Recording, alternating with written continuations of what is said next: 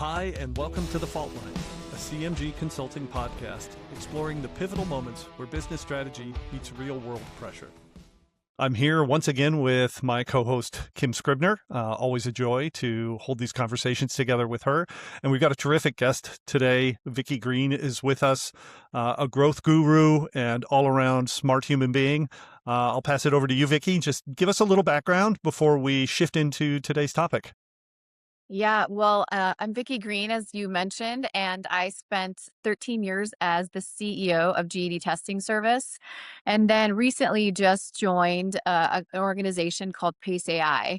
And really, the bulk of my career has been spent with working with adult learners. So really, that learner that's between the ages of 18 and 30, and really trying to figure out how do you put those learners on a path to success, whether that's receiving their GED, whether that's on receiving upskilling and onto a career path, but really just helping them navigate life through educational means and career pathways. And so this topic on resiliency is something that is near and dear to my heart, not only as a leader of an organization, as a mom and as a friend, but also as spending time with learners that really have to really build resiliency in just day-to-day life and just getting Yeah. by.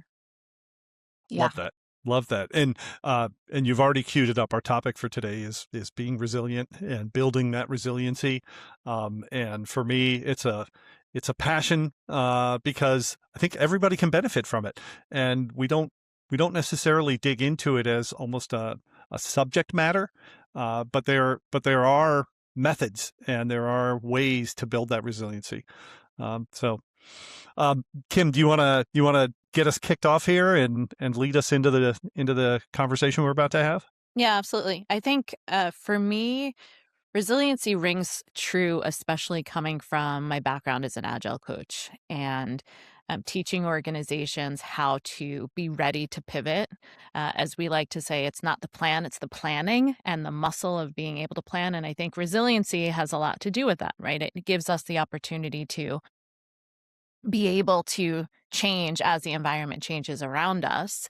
And that can be true both in our personal lives and as organizations. We need to be ready for the change that at this point is really never ending. Indeed. Indeed. Vicki, how do you, I mean, maybe just to start, how do you think about what resiliency actually implies? Yeah, it's a really good question, right? When you really think about what is resiliency, and I think about, I think for me, it was also like thinking inward, like what is it?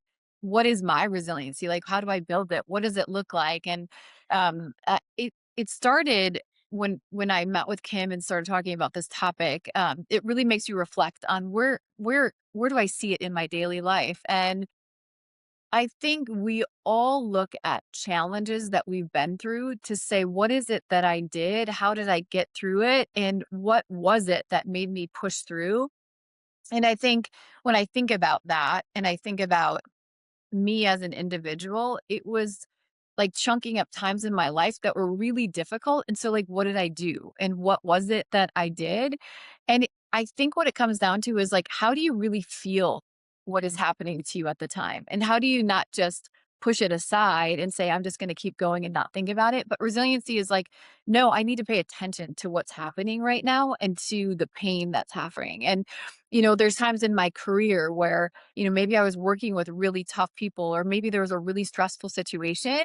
And I think resiliency is built on like getting those little wins along the way. So how is it that you look at something, feel the pain, feel the suffering that maybe we're in at different levels, and then attack it and start breaking it down? So it's like, how can I really take this here and now and get to one step forward and two steps forward and then push through?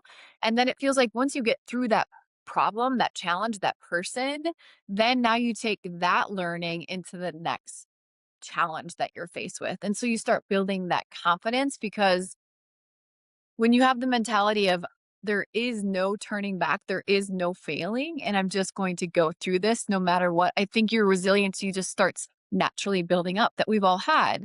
But what I would also say to that is that there's a lot of people out there and a lot of learners that I've dealt with that don't have those skills and ability to push through, because they may not have this really support system that I have been in a luxury of having people surrounding me, family, friends, things like that. So I would say it's for me, it's been something that it continues to grow me as an individual, but I also recognize it's not something that everyone's gifted or has. I think when right at the beginning there, you talked about kind of the signals that you can feel when you're going through a stressful moment. And I know we Yeah. talked a bit about this one on one, and it's not ignoring the signals, but instead choosing to learn from them. And that's what builds Ah, that resiliency. And it that's has to be great. an active choice, right? If it's not an active choice, w- we failure is not worth anything then, right? We know we learn Mhm. from failure, but if we don't choose that path, or we just push down the feelings we're having and instead, which we've all been known to do, we're all guilty of that at some point, Yes. but you have to actively choose to build the learning. And there's an element for me, and I'm curious how you respond to this. In terms of resiliency, there's like this spectrum of squishiness and total malleability at one end and brittleness at the other, right? And there are a lot of people who sort of confuse the idea of being resilient with this idea of strength, right? And whether it's trees or airplane wings or other things. There's all kinds of examples of the ability to deal with a buffeting of challenge, of headwinds, of failure, of um, self motivation issues, right? All of them are this combination and almost this sweet spot in the middle of a sufficient amount of strength to withstand the pressures and a sufficient amount of flexibility to not be snapped by them. And the failure mode for me is either end of the spectrum where people are so resistant that they are brittle, right? Emotionally, and sometimes even physiologically. And at the other end, so lacking in any sense of self sort of worth and agency that everything is sort of like, oh, well, I'm just going to have to deal with this. And it's almost a capitulation. And I'm curious in the work that you've done, how that combination of sufficient strength and sufficient flexibility might play out, or whether you've got a different model altogether. Well, it's fascinating. And what I would say is that there's no one size fits all on all of this, right? And there was this incredible example of this learner that I met along the way. And he lived in Texas and he drove to California. And in that model, he was living out of his car and he went to go find an adult ed center, which could really help him earn his GED, get on a path for some education. And so he did that. So he lived off his car. And one of the things that he said to me was that I, my life started in the morning on planning out when the bus was going to come to certain stops and pick me up to bring me to an adult ed center, then bring me to my job, and then bring me back to the homeless shelter that I was staying at. And so he was building resiliency and he didn't know this, right? What he also was building, and he recognized it after, was project management skills because his day was how to get from point A to point B to C and then back home, all while no money in his pocket, all while trying to earn his GED and trying to build relationships along the way. So, what I would say is that there's these little stops in all of us, whether we're stopping at the bus station, we're stopping to get our education, we're learning, we're growing. And in those stops, I think what we underestimate is the level of resiliency that we're building because all of it's difficult. Him going to the bus station was difficult. Him living out of his car was difficult. Me with three kids, bringing them to daycare, getting to work, coming home, making dinner, getting them to their activities, are all things that, like, when you're in the moment, you don't really realize what's happening and what you're building and how you're doing it. But I think it's the mindset along the way is that, he had a mindset where he's not giving up and he's going to make this happen. I, as a mom of working with 3 kids and, having executive roles, it wasn't an option to not be a good mom, not to show up to my job, not to be at their activities. And so I think it's like building that. And by the way, none of it's easy. Recognizing none of this is easy, but knowing that if you show up and you give it your all, and even when you, exactly what Kim says, when you fall flat on your face, it's picking yourself up and going because failure just isn't an option. So somewhere in all of that, it's also just your mindset of how you're going to continue to persist through it. Yeah. I Yeah. love Love that. the failure is not an option is, one of the first startups that I worked in, the EVP and co-founder would walk around saying, "Failure is not an option, like, we have to get this done, and we will do it by whatever means," and that actually made us want to do it together. He had been through some tough times early in his life. He had then also been very successful financially and then lost a lot of that financial success and was now trying again in another startup.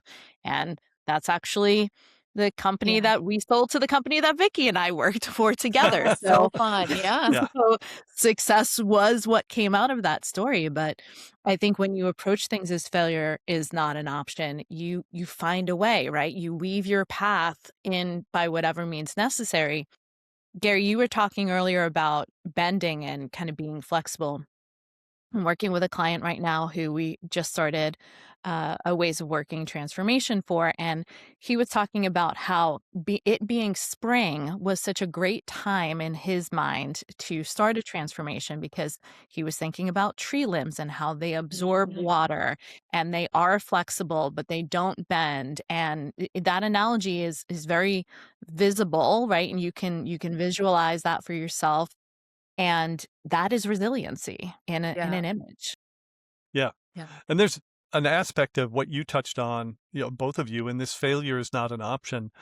My playback of that is to recast failure as the next cycle of learning, right? And so when we think about, each experiment or each effort, we learn from it. And sometimes it actually delivers better results than we want. Well, we should learn from that. Sometimes you fall flat on your face. It doesn't do anything you want. We should learn from that.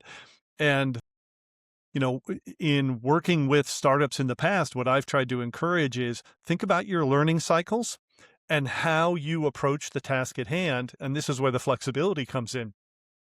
You may try going straight through the wall or cutting a door in it. If that doesn't work, ask yourself, can I go around? Can I go under? Can I go over? Or do I need to redirect? Is this wall actually there for a reason and my objective should shift? And just the ability to sort of proactively step back and reflect on, am I still intended to get to that destination? And if so, how might we think about it other ways? That's also at a collective level, a resilient sort of behavior. And that's sort of my shift into a slightly different topic, which is, Vicki, as you've done all this work and sort of built the resiliency, we tend to, I think, naturally individualize it. I'm curious how, especially in all that time that you had leading a successful team as a CEO, how you thought about the collective resiliency for your leadership team and your organization. Yeah, such a big, deep question. It's an interesting question because when I started at GED, it was it was a small company focused on paper and pencil tests. So how do we get learners the tests back when you're filling them out? And we were transitioning into a technology based test. And so what was interesting about that is making those transitions not only as a team, but as a bigger culture. Adult educators were used to a paper and pencil test for 70 years, right? This is something that they lived and breathed. The company that I was working for was used to a paper and pencil test, transitioning that to technology. And so that resiliency was really front and center through a lot of change. And so what happens as a team is you iterate as the change becomes extensive. And when we did this change back in 2014, the market really was not happy because we were changing faster than what they thought the market was ready for. Learners had been used to paper and pencil. Now we're taking on technology. And what we found is that people are more adapt to change more so than we think. And sometimes we don't give people enough credit for that change. And I think that went for the market, but I also think it went for our team. So I think as you evolve as a team, as you change as a team, again, that resiliency starts building up. And then what we saw was that not only did we transition to a technology based company, now we're adding products and solutions. And now we're adding new sales channels to how we were growing the market. So it was a direct to learner market. Now it was through employers, then it was through adult educators.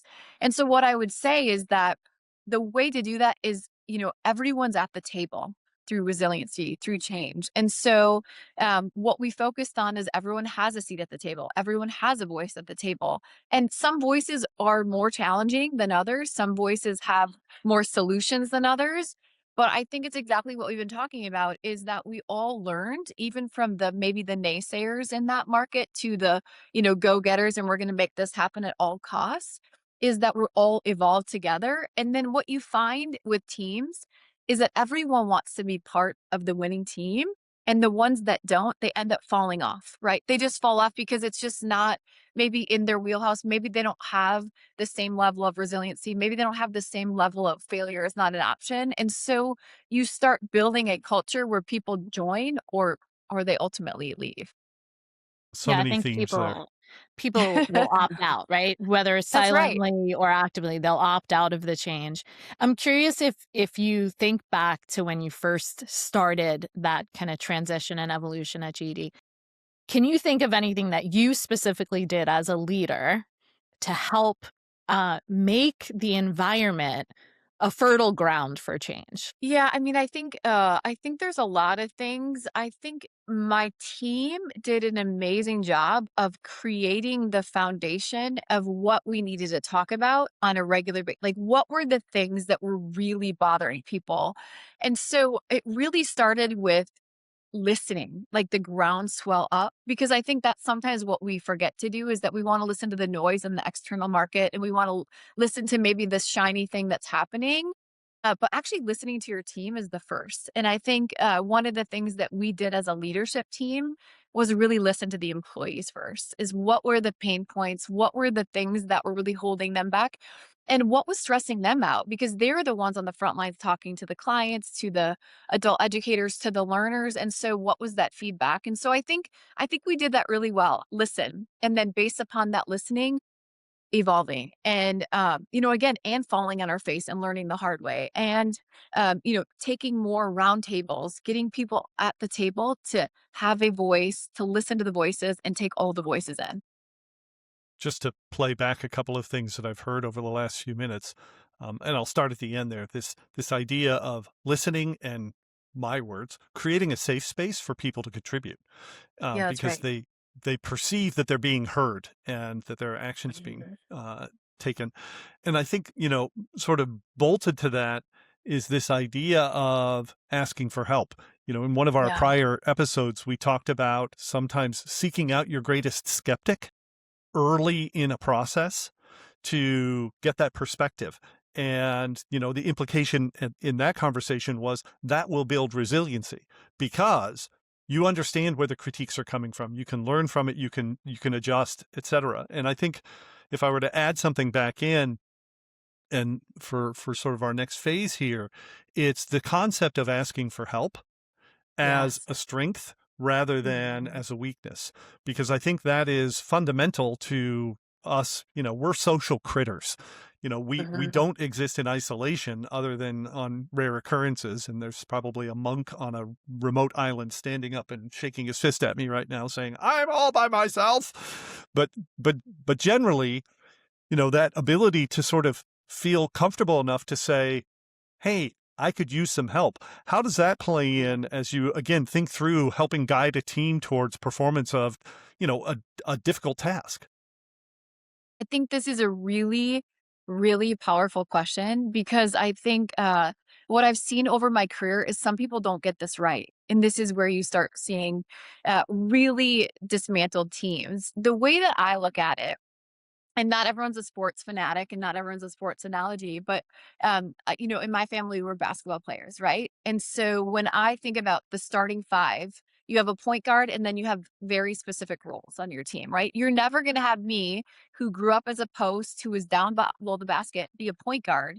But what I am smart enough to know is I need that point guard to be in charge of the team and to be calling the plays and be telling us where we need to go. And I also know that I'm not a three-point shooter, but I really need three-point shooters because in order for us to win games, we got to have three-point shooters.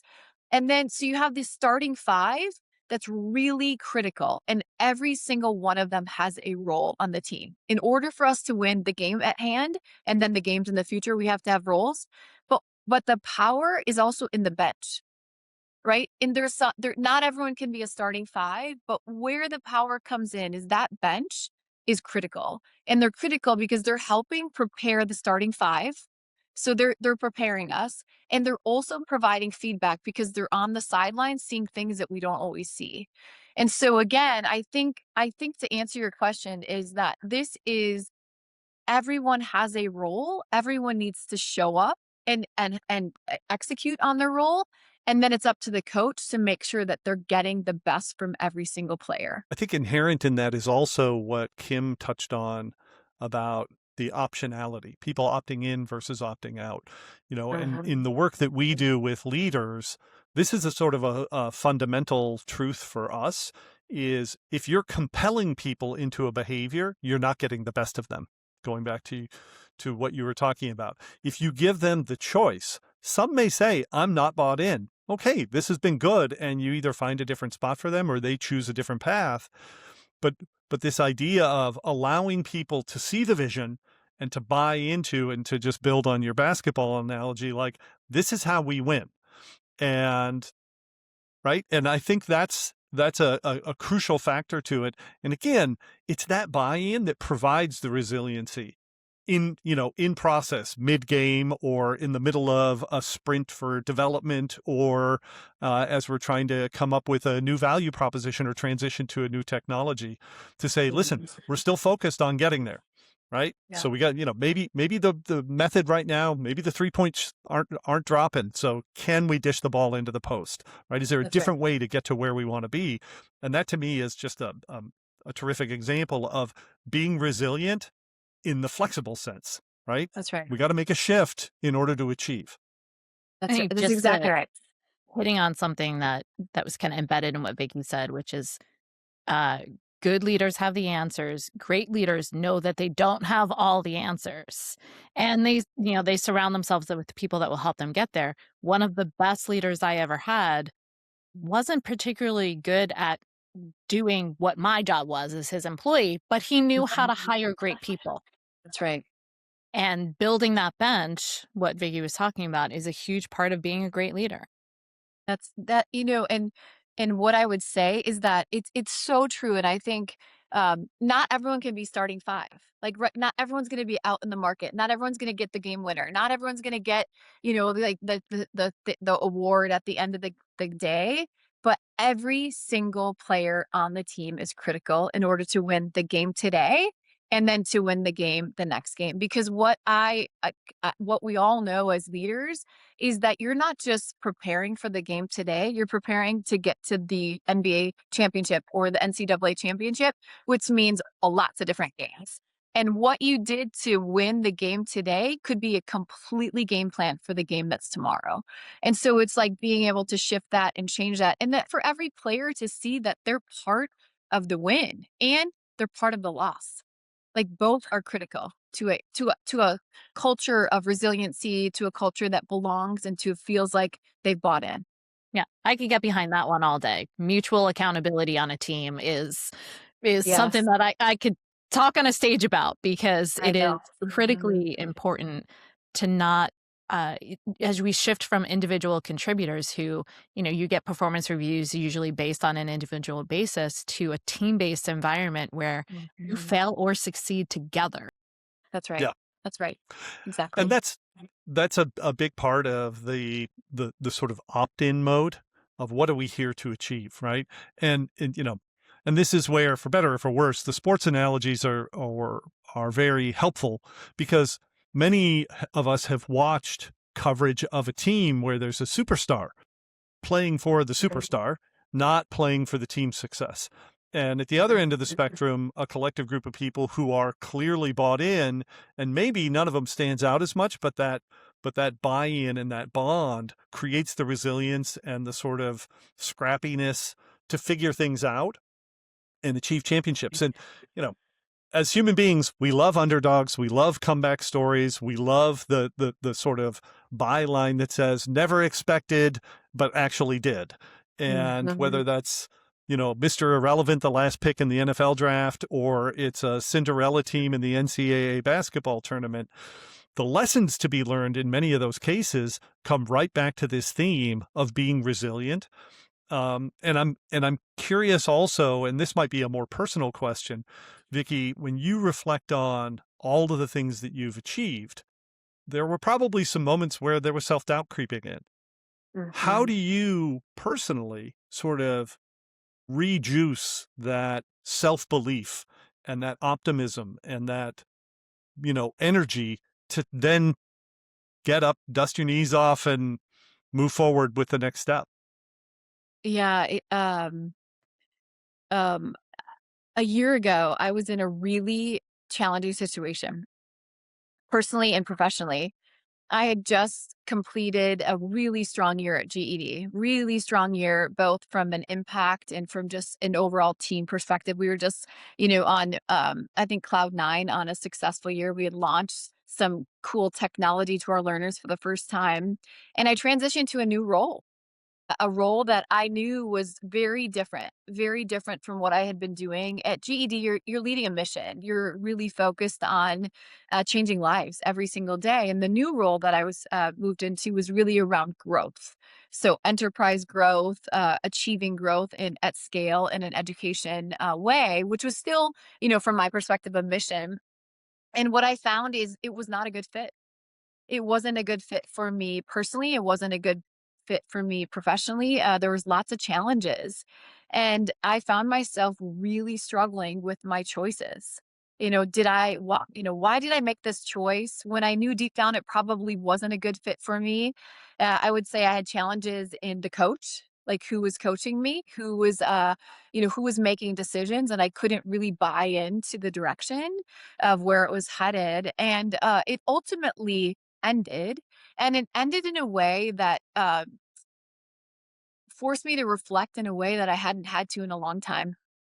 Like, really look at my personal decisions, people that I trusted, people that I, confided in that, broke trust, and really, I would say, like, to your point, like, brought me to my knees in a way I hadn't, had in a while. And the entire time, even on like my worst day where I was really upset and I was mad at myself and I was mad at other people, I knew that this was all going to work out the way it was supposed to. It was all tied back to failure was not an option for me and I was going to find a way and whatever was going to happen and what was meant for me was gonna work out better than what I expected. And so again, I think it was just that, like, really having a tough time, not understanding why all this was happening and accepting it knowing that I would land better and that I would be happier and in a position that of success and the decisions that I made, even though they were not the right decisions, it's all going to work out the way it's supposed to in the end. Yeah. And I think you touched on something that's sort of a universal truth, which is we're all going to end up betrayed. Yeah. Sometimes we're betrayed by others. Sometimes we're betrayed by circumstances. Sometimes we Yeah. betray ourselves. And a key differentiator is often the response to that moment, right? Yeah, that's right. What sets great leaders apart, what sets great achievement apart in a lot of ways, and this goes right back to this idea of the comeback story, is in that moment of challenge, what happens next? And for me, that's where resilience shows up as a core strength, is the ability in, a job change or with loss or with disappointment to sort of say, despite all of that, we're going to get through this. And, I've had some experiences in my life working in crisis response, you know, um, stuff exploding. In one case, people lost their lives. The Mhm. organization I worked for had a disaster and there was loss of life, and we had to respond. And, those are the moments where, without some sense of resilience and the ability to sort of shake it off, dust it off, and move forward, even amid chaos and a lot of uncertainty, bad things happen. But by the same token, even at a very tragic moment, with that resiliency and that sort of collective commitment, you can work your way through it and get to the other side, and never trivialize the impact of what has happened, but also understand that it's, in many cases, not definitive over what the future is going to be, right? Um, so I didn't mean to go like super dark there, but I do think that there's something to this idea of those moments.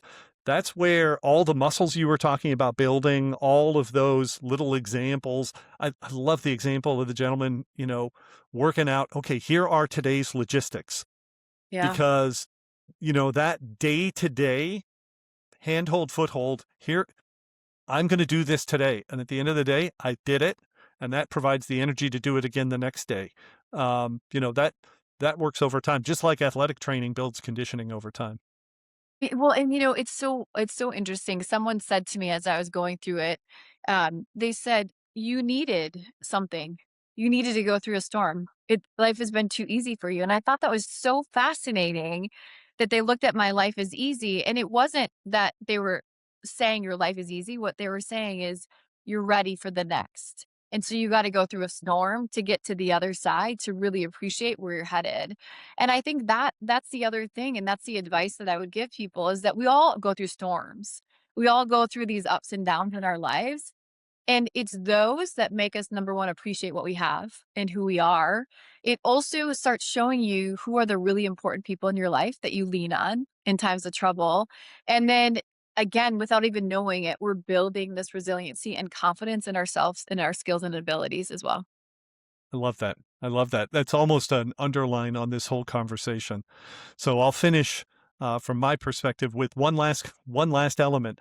Vicki, is there anything that we didn't ask you about on this topic where you're like, oh, I want to be able to share this because I think people are going to appreciate it? I would say that as a society, I think we assume that so many people out there have resiliency, have support systems, have ways to navigate getting their education, navigating getting a career. And the bottom line is the systems are not set up for everyone. And not everyone has a support system and someone they can lean on. And if I want to go get a job in nursing, how do I go do that? How do I fund it? Where do I go? Who do I talk to? And so, what I would say is that we have to, as individuals, be aware of the people that don't have help, and all of us, because my philosophy always has been, is it takes one person in someone's life to change their trajectory of their future, of who they are. And I would just say, be the one person that changes someone's life and gives them maybe something that they didn't even realize that they needed. Yeah, I love that. And you've probably queued up a theme for a future podcast episode where we talk about how to manifest empathy on a human to human level, because it is one of those things that distinguishes us as creatures. Is we have that. Hey, on behalf of Kim, my partner in crime, and myself, Vicki, just want to thank you. This has been a terrific conversation. For everybody out there who's listening or watching this, thank you very much for doing so, and share it, recommend it, find us wherever you get your podcasts, or come to cmgconsulting.com to find it directly there. We appreciate your viewership and listenership. And until the next time, this has been all of us talking about the fault lines where strategy meets reality. Take care.